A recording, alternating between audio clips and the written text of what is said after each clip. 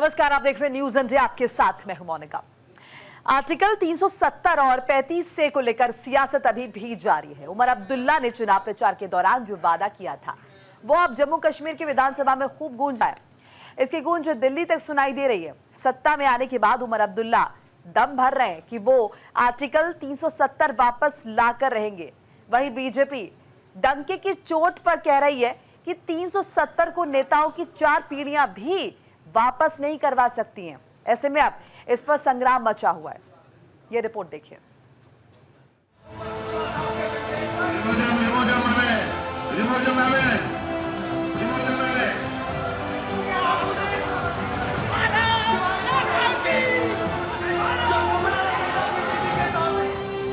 जम्मू कश्मीर विधानसभा में सत्र के 5वें दिन भी 370 और 35A की वापसी को लेकर हंगामा जारी रहा।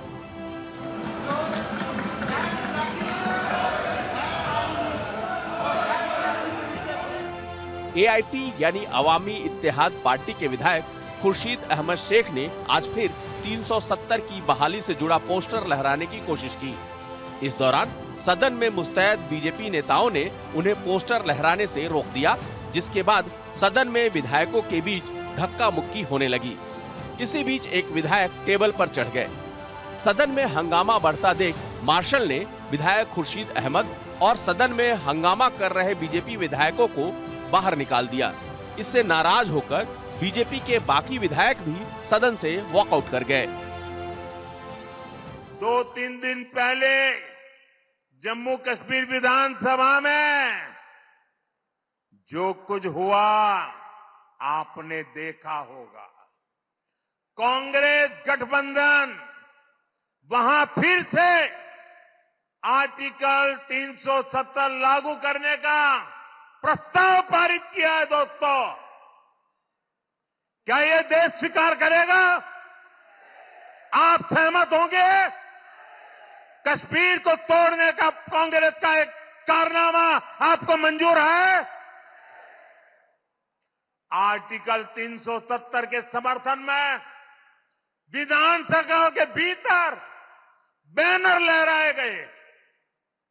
जब बीजेपी के विधायकों ने जी जान से उसका विरोध किया तो उन्हें उठा करके सदन के बाहर फेंक दिया गया। कांग्रेस और उसके साथियों की एक घिनौनी सच्चाई पूरे देश को, पूरे महाराष्ट्र को समझनी होगी। कांग्रेस, एनसीपी, नकली शिवसेना, शरद पवार की एनसीपी ये कहते हैं कश्मीर में धारा 370 नहीं हटनी चाहिए। अभी कश्मीर की असेंबली में मीटिंग हुई नेशनल कॉन्फ्रेंस के साथ। कांग्रेस पार्टी ने भी एक रेजोल्यूशन किया कि धारा 370 वापिस लाइए। ये कश्मीर जो है भारत का अभिन्न अंग नहीं है। मैं आज संभाजी महाराज की भूमि पर कहकर जाता हूं, मेरी बात मानिएगा शरद पवार साहब, आपकी 4 पुश्ते भी आएगी, धारा 370 हम वापिस नहीं। सदन से वॉकआउट करने से पहले बीजेपी विधायकों ने हंगामा करते हुए पीडीपी और स्पीकर के खिलाफ जमकर नारेबाजी की और विरोध प्रदर्शन किया।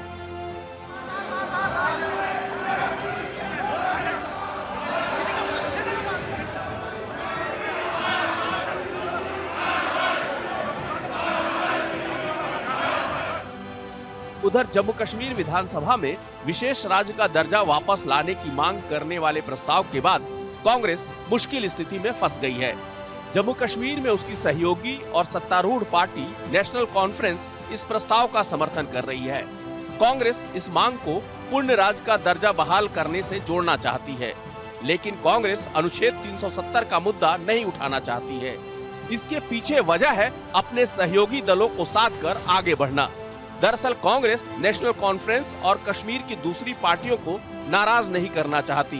वहीं दूसरी ओर उसे महाराष्ट्र और झारखंड जैसे राज्यों में होने वाले चुनावों में बीजेपी के हमलों से भी बचना है। ये दोहरी मजबूरी कांग्रेस के लिए एक बड़ी चुनौती बन गई है। देखिए, बीजेपी एमएलए जो आज स्पीकर ने जिस प्रकार से वहाँ पे एक्ट किया, एक पर्टिकुलर पार्टी का एक एजेंट की तरह उन्होंने एक्ट किया। वो ट्रेजरी बेंचेस की तरफ देख के मार्शल्स को इशारा कर रहे थे। ट्रेजरी बेंचेस की तरफ से जब उन्हें डायरेक्शन मिली कि अब मार्शल्स लगाइए, हमारे 5 एमएलएज को इंजर्ड किया। एक एमएलए अखनूर श्री मोहनलाल भगत जी अभी भी हॉस्पिटलाइज्ड हैं। इस प्रकार की हरकतें करना जिसको हम प्रोसीजर को चैलेंज करते हैं, और कल जिस प्रकार से रेजोल्यूशन उन्होंने फ्लोट करवाया वो भी अनकॉन्स्टिट्यूशनल, गैर कानूनी था, जिसका हम अपोज करते हैं। स्पेशल स्टेटस ये भारत का संविधान है, इंडियन कॉन्स्टिट्यूशन, जिसको हम पूजते हैं, जिसको हम माथे से लगा के हर एक शब्द हमारे लिए लास्ट ट्रूथ है इसमें। अब मुझे बताइए, उमर अब्दुल्ला साहब को मैं चैलेंज करता हूं, आइए इंडियन कॉन्स्टिट्यूशन को लेके आप मुझे बताइए कौन सा स्पेशल स्टेटस आप मांग रहे हैं। इसी के साथ जम्मू कश्मीर प्रदेश कांग्रेस कमेटी के अध्यक्ष तारिक हमीद कर्रा ने भी बीजेपी पर तुच्छ राजनीति करने का आरोप लगाया है। उन्होंने कहा कि जम्मू कश्मीर के विशेष राज्य का दर्जा बहाल करने का मतलब जम्मू कश्मीर के पूर्ण राज्य का दर्जा बहाल करना है, न कि अनुच्छेद 370 की बहाली। सुप्रीम कोर्ट ने अनुच्छेद 370 पर अपना फैसला दे दिया है। अब सिर्फ जम्मू कश्मीर के लिए पूर्ण राज्य का दर्जा बहाल करने की मांग की जानी बाकी है। लेकिन मुख्यमंत्री उमर अब्दुल्ला का बयान कांग्रेस के बयान से मेल नहीं खा रहा। उमर अब्दुल्ला ने साफ साफ कहा है कि वो क्या चाहते हैं। मैं इलेक्शन में बार बार आपसे कहता रहा कि इस असेंबली के जरिए हमने अपनी आवाज बुलंद करनी है। इस असेंबली के जरिए हमने पैगाम भेजना है कि जो हमारे साथ हुआ 5 अगस्त 2019 को वो हमें काबिल कबूल नहीं है, कि वो हमारी इजाजत, हमारी मर्जी और हमारे मशवरे के बिना हुआ। अब जब पहले दिन उसका कहीं जिक्र नहीं हुआ, कुछ लोगों ने हमें ताने देने शुरू किए, भूल गए, धोखा दिया। अब हम धोखा देने वाले लोगों में से नहीं हैं। फर्क ये है कि हम कायदा कानून जानने वाले लोग हैं। हम जानते हैं किस तरह चीजों को असेंबली के जरिए लाया जाए, और हम चाहते थे कि असेंबली के जरिए ऐसी आवाज उठे। असेंबली ने बुलंद करके वो रेजोल्यूशन पास करके दुनिया को बताया कि हम क्या चाहते हैं और क्या हासिल करके रहेंगे। जम्मू कश्मीर विधानसभा ने राज्य के स्पेशल स्टेटस यानी अनुच्छेद 370 को फिर से बहाल करने का प्रस्ताव बुधवार को पास कर दिया था। बीजेपी ने आरोप लगाया कि नेशनल कॉन्फ्रेंस जम्मू कश्मीर के लोगों को गुमराह कर रही है। कोई भी विधानसभा 370 और 35A को वापस नहीं ला सकती। इसके बाद भी सीएम उमर अब्दुल्ला आर्टिकल 370 वापस लाने का दम भर रहे हैं। उमर अब्दुल्ला भी अच्छी तरह जानते हैं कि 370 और 35A की वापसी नामुमकिन है, तो फिर ऐसे बयान देने के पीछे उनकी क्या मजबूरी है, और कांग्रेस अपने ऊपर लग रहे आरोपों पर खुलकर क्यों नहीं बोल पा रही है। इन सवालों के जवाब ही कांग्रेस को इस संकट से निकाल सकते हैं। लेकिन कांग्रेस बीच का रास्ता तलाश कर बीजेपी को अपने ऊपर हमला करने का मौका दे रही है, जिसका फायदा बीजेपी को महाराष्ट्र और झारखंड विधानसभा चुनाव में मिल सकता है।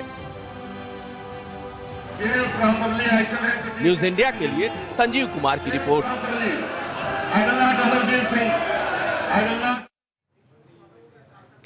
अब घाटी के सियासी गलियारों में जो हंगामा मचा हुआ है, उसकी गूंज दिल्ली तक सुनाई दे रही है।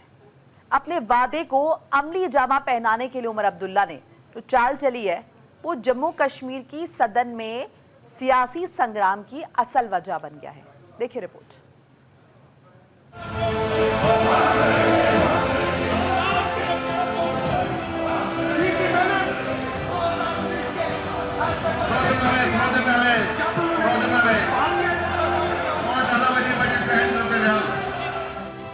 प्रधानमंत्री नरेंद्र मोदी और केंद्रीय गृह मंत्री अमित शाह का बयान सामने आने के बाद बीजेपी नेता लगातार उमर अब्दुल्ला और कांग्रेस पर निशाना साधते हुए बयानबाजी कर रहे हैं। एक भारत, मजबूत भारत के रूप में प्रधानमंत्री मोदी जी का कदम था। जब कश्मीर में कांग्रेस के समय में संविधान में बाबा साहब भीमराव अंबेडकर के नचाने के बावजूद धारा 370 और 35A जोड़ करके आतंकवाद का गढ़ भारत को बनाने की कुछ चेष्टा 1952 में की गई थी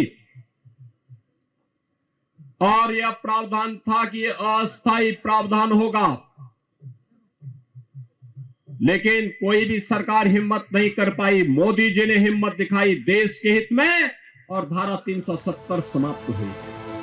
वहीं कांग्रेस, नेशनल कॉन्फ्रेंस और पीडीपी बीजेपी के आरोपों पर ठीक से पलटवार भी नहीं कर पा रही है। राजनीतिक गलियारों में इसको लेकर सुगबुगाहट तेज हो गई है। घाटी की बात पूरे देश में हो रही है, जैसा आज से 5 साल पहले देखने को मिला था। कुछ ऐसा ही नजारा जम्मू कश्मीर की सरकार बनने के बाद से हो रहा है। उस वक्त जल्दी में हमने पढ़ा उसमें 370 नहीं है, लेकिन वो उसका अर्थ देते हैं कि यही 370 है। हम कहते हैं नहीं, आर्टिकल 370 लो, ये कोई गैर कानूनी बात नहीं है। बीजेपी वालों का अपना एजेंडा है, हालांकि ये उनके लिए भी फायदा है। अगर जम्मू कश्मीर को एक स्पेशल स्टेटस मिलता है अंडर आर्टिकल 370 एंड 35, ये कोई बुरी बात नहीं है और ये अलगाववाद नहीं है। ये देश से अलहदगी की कोई बात नहीं, गैर कानूनी बात भी नहीं। और सुप्रीम कोर्ट ने इस पे जो वो कहते हैं रूलिंग दी है, वो रूलिंग है, हम मानते हैं सुप्रीम कोर्ट का, हम आदर करते हैं, लेकिन दरवाजे बंद नहीं है। पार्लियामेंट में कभी भी ये बिल आई जा सकती है। आज बीजेपी के पास अक्सर थे, कल 10 साल बाद 15 साल बाद शायद उनको होश आ जाए कि ज्यादती हुई है, लेकिन उनको ये भी देखना चाहिए 1947 में किन हालात में कश्मीर ने एक प्रो मुस्लिम कंट्री का साथ छोड़ के एक डोमिनेंट सेकुलर कंट्री के साथ इलाज किया था, उसका लिहाज करना चाहिए। लेकिन केंद्र शासित प्रदेश जम्मू कश्मीर विधानसभा के पहले अध्यक्ष अब्दुल रहीम राथर ने साफ साफ शब्दों में कह दिया है कि स्पेशल स्टेटस का मतलब ही 370 और 35A है। आज हाउस ठीक तरह से चला। कुछ लोगों ने पहले कोशिश की थी कानून को हाथ में लेने के लिए, हमने रूल्स के तहत कार्रवाई की और उसके बाद आपने देखा कि ऑनरेबल मेंबरान ने अपने ख्यालात का ठीक तरीके से इजहार किया यहाँ पे। और इस वक्त हम ने एडजॉर्न किया, 2:30 बजे फिर मिलेंगे। और बहुत से लोग बोलना चाहते हैं, ऑनरेबल मेंबर बोलना चाहते हैं, उनको मैं मौका दे दूंगा। कोई गलती नहीं है, स्पेशल स्टेटस 370 में ही मौजूद है। आप 370 कहें, आप स्पेशल स्टेटस कहें, बात एक ही है। उधर एआईपी के अध्यक्ष राशिद इंजीनियर ने प्रस्ताव पर चर्चा कराने की मांग की है। इसी के साथ ही उन्होंने पीडीपी का जिक्र करते हुए बताया कि प्रस्ताव में 370 का जिक्र ही नहीं है, लेकिन मांग वही है। जाहिर सी बात है, हमारा हक है कि हम डिमांड करें, और हमने फिर डिबेट में भी जो है, डिस्कशन में भी जो है, हमने डिमांड की है कि उस रेजोल्यूशन को टेबल किया जाएगा। बट अनफॉर्चुनेटली आपने देखा होगा कि बीजेपी के कुछ अराकीन जो है वो सजाद साहब और फयाज साहब पर जो है उनको फिजिकल असॉल्ट करने लगे, और इस वजह से जो है हमने बीच बचाव करने की कोशिश की और इस दौरान हमें जो है मार्शल आउट किया गया था। पीडीपी और हमने जो है एक ही रेजोल्यूशन जो है वो सबमिट किया है और टेबल करने की जो है डिमांड की है। एनसी का जो रेजोल्यूशन है उसमें उनके जो अलायंस पार्टनर है, उनके जो इंडिया अलायंस के पार्टनर कांग्रेस जो है, वो कहते हैं कि इसमें जो है 370 और हमने 370 और 35A की बात नहीं कही है, हमने स्पेशल स्टेटस की बात। तो इसका मतलब है अभी कोई क्लियरिटी नहीं है, तो उसमें जो है 370 और 35A का जिक्र नहीं है। सांसद राशिद इंजीनियर के इस बयान से तस्वीर करीब करीब साफ होती दिखाई दे रही है। आर्टिकल 370 और 35A को लेकर उमर अब्दुल्ला के सहयोगी दलों की एक राय नहीं है। कांग्रेस नेताओं की चुप्पी और दूरी कुछ और ही इशारा कर रही है। इस बीच जम्मू कश्मीर में कैबिनेट मंत्री सकीना मसूद इटू ने पीडीपी पर निशाना साधा। उन्होंने जम्मू कश्मीर को स्पेशल स्टेटस नहीं मिलने का ठीकरा महबूबा मुफ्ती पर फोड़ा। उन बेचारों को तो चाहिए कुछ न कुछ आगे बेचने के लिए। वो अगर आज 3 पे पहुंचे हैं, उसकी वजह यही है, उनको लोगों की हमदर्दी नहीं है, वो सिर्फ ड्रामा करते हैं। और आज अगर हमारे पास स्पेशल स्टेटस नहीं है, उसकी जिम्मेवार पीडीपी है और सजाद लोन साहब है, जो उस वक्त उस कैबिनेट में बैठे हुए थे, उस सरकार में बैठे हुए थे जिस सरकार के दौरान जम्मू कश्मीर का स्पेशल स्टेटस खत्म हुआ, जम्मू कश्मीर को रियासत का दर्जा खत्म हुआ है। उधर बीजेपी विधायकों को सदन से बाहर निकालने से नाराज बीजेपी महिला मोर्चा ने जोरदार प्रदर्शन किया। उन्होंने नेशनल कॉन्फ्रेंस के रुख पर सवाल उठाते हुए सीएम उमर अब्दुल्ला पर करारा प्रहार किया। आज का जो हमारा प्रोटेस्ट है, आप देख रहे हैं हाल ही में जो असेंबली में जिस तरह से बिहेवियर जो है, आप देख रहे हैं जिस तरह से बिहेवियर इन लोगों का आम मानस के तरफ है। धारा 370 को लेके, ये स्टेटहुड को लेके दोबारा से बुखला गए हैं। ये सिर्फ जनता को गुमराही नहीं कर रहे हैं, ये सुप्रीम कोर्ट के जो ऑर्डर्स हैं उनको भी चैलेंज कर रहे हैं।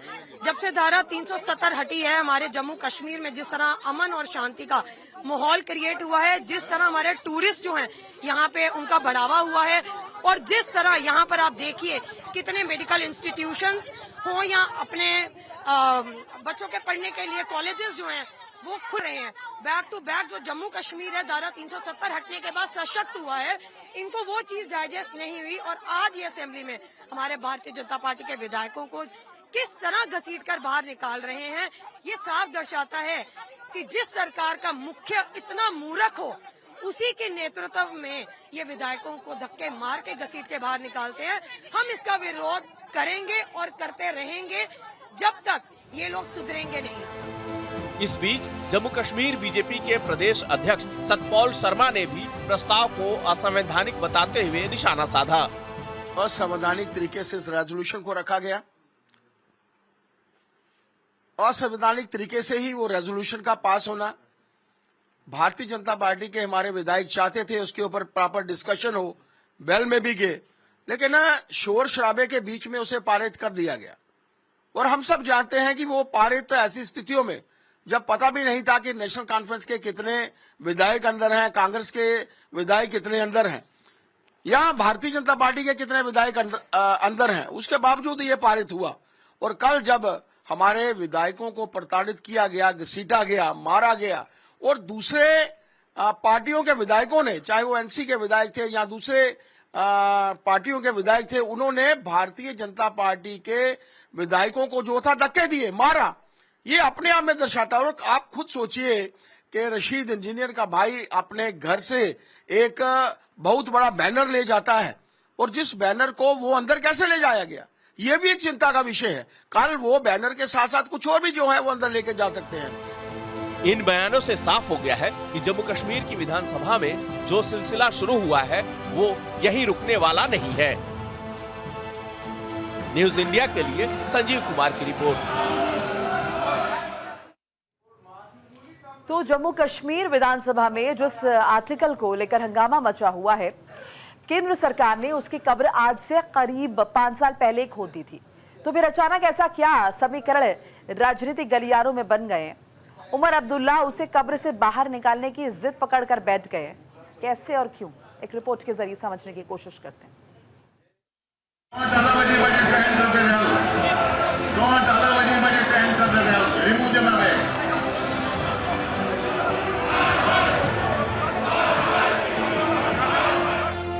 जम्मू कश्मीर में 10 साल बाद हुए विधानसभा चुनाव के बाद बुलाए गए पहले विधानसभा सत्र में अनुच्छेद 370 और 35A की वापसी को लेकर जबरदस्त हंगामा हो रहा है। इसको लेकर बीजेपी एक बार फिर आक्रामक हो गई है। विधानसभा इस बात पर जोर देती है कि ये बहाली नेशनल यूनिटी और जम्मू कश्मीर के लोगों की इच्छाओं को ध्यान में रखकर की जाए। सदन में एनसी के इस प्रस्ताव का निर्दलीय विधायक शेख खुर्शीद और सबीर कुले, पीसी प्रमुख सज्जाद लोन और पीडीपी विधायकों ने इसका समर्थन किया।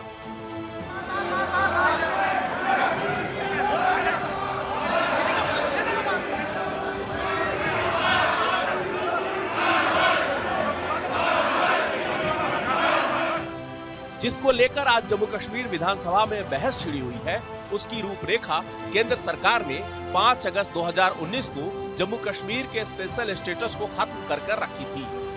इस दौरान इसे 2 केंद्र शासित प्रदेश जम्मू कश्मीर और लद्दाख में बांट दिया गया था। हाल ही में हुए विधानसभा चुनाव में नेशनल कॉन्फ्रेंस ने अपने मैनिफेस्टो में इसकी बहाली के प्रयास करने का वादा किया था। प्रस्ताव पास होने के बाद सीएम उमर अब्दुल्ला ने कहा कि विधानसभा ने अपना काम कर दिया है। 42 सीटें जीतने वाली नेशनल कॉन्फ्रेंस के उमर अब्दुल्ला ने अपने वादे को हकीकत में बदलने के लिए कदम उठाया, जिस पर बीजेपी ने जमकर हंगामा मचाया।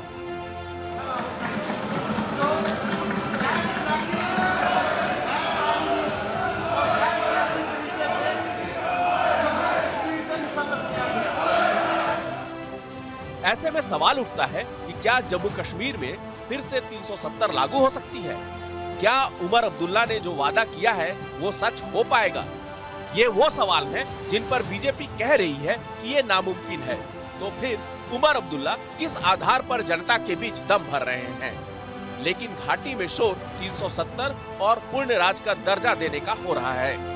इस पर नेशनल कॉन्फ्रेंस के घटक दल भी बटे हुए हैं। जहां तक बात जम्मू कश्मीर को पूर्ण राज का दर्जा देने की है, तो ये प्रक्रिया भी थोड़ी पेचीदा है। दरअसल जम्मू कश्मीर को पूर्ण राज का दर्जा देने के लिए जम्मू कश्मीर पुनर्गठन एक्ट 2019 में बदलाव करना होगा। और इसी के साथ ही इस खास पेशकश में फिलहाल इतना ही। लगातार खबरों के लिए आप देखते रहिए न्यूज़ इंडिया। नमस्कार। Remove these people from the house.